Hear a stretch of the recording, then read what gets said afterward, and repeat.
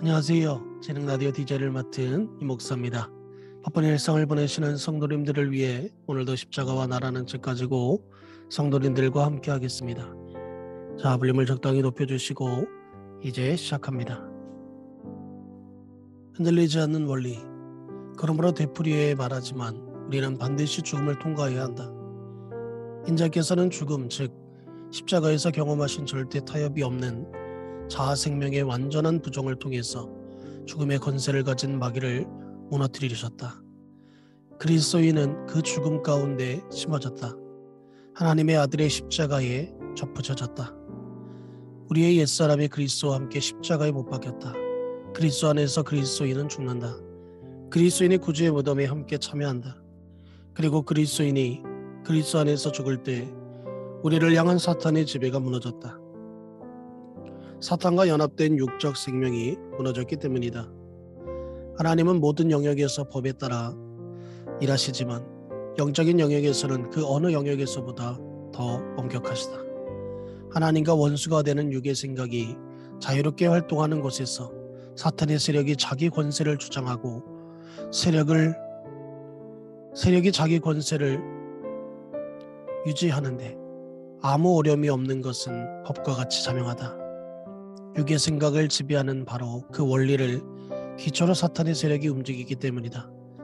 그리스도의 죽음의 능력 안에서도 육의 생명 이른바 옛 아담의 생명을 버리지 못한 영혼은 그리스도께서도 사탄의 세력에서 해방시킬 수 없어. 만일 주님께서 그의 영혼을 해방시키신다면 그는 의지에 대하여 진실하지 못한 것이 된다. 그는 사탄의 권리마저도 존중하는 분이시다.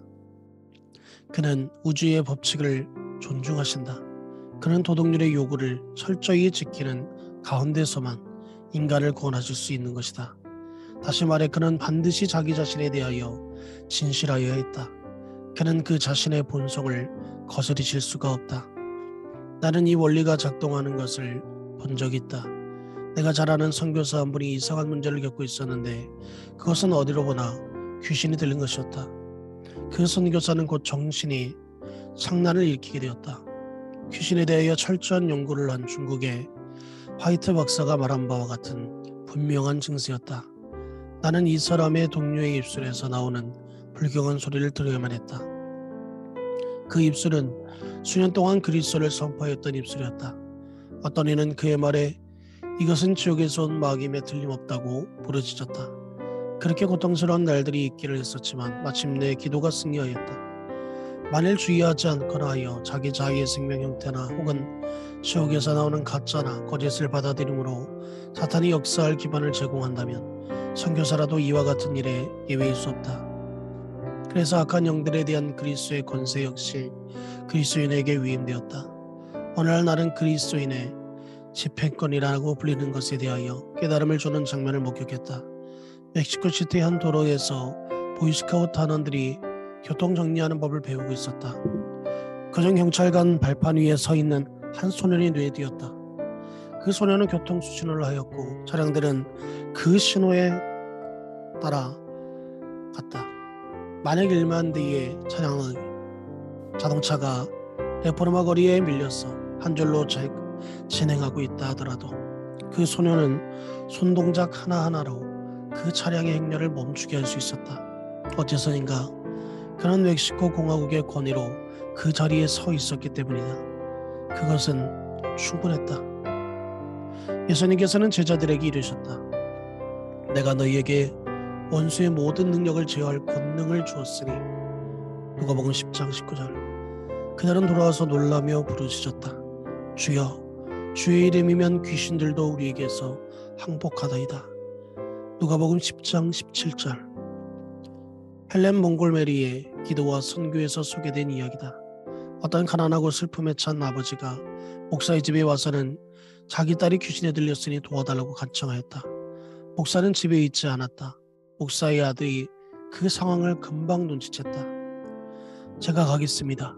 저는 아버지께서 귀신을 쫓아내는 것을 보았어요. 어떻게 귀신을 쫓아내는지 저도 압니다.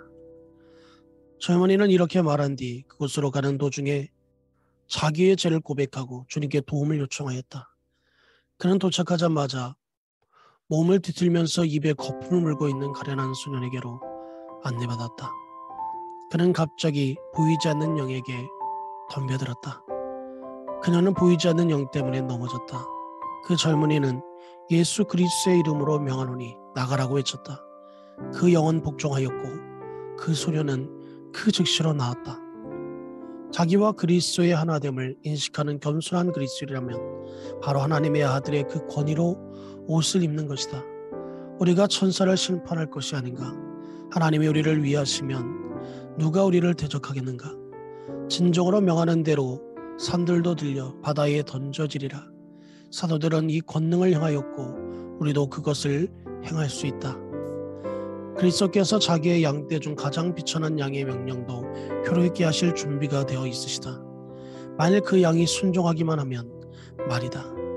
그러나 그리스도께서 우리의 전부를 소유하시기 전에는 우리는 그리스도께서 우리를 가지신 모든 것을 가질 수 없다. 우리에게 한 조각의 자아 정도는 별것 아닌 것처럼 보인다. 그러나 하나님은 그것을 십자가에 비추어서 보신다. 자아는 성자를 십자가에 못 박는다. 자아의 참다운 척도는 십자가이다. 빌라도는 유대인들이 질투하여 그리스도를 십자가에 못 박은 것을 알았다. 갈보리 십자가가 있는 후에 누가 질투를 가볍게 생각할 수 있었는가? 질투의 손은 왕의 피로 붉게 물들어 있다. 자아는 여전히 괴물이고 우리가 자아를 왕좌에서 몰아내고 몰래 감고 그리스도의 십자가에 실제적으로 자아를 죽이기까지 우리는 우리 스스로에게서 함께 왕노릇하게 하기 위하여 그와 함께 죽을 마음을 허락하신다. 그때 귀신들은 바로 우리에게 복종할 것이다. 이것으로 이 목사가 추천하고 대신 읽어주는 라디오를 마치겠습니다. 오늘도 건강하시고 행복하시기 바랍니다. 감사합니다.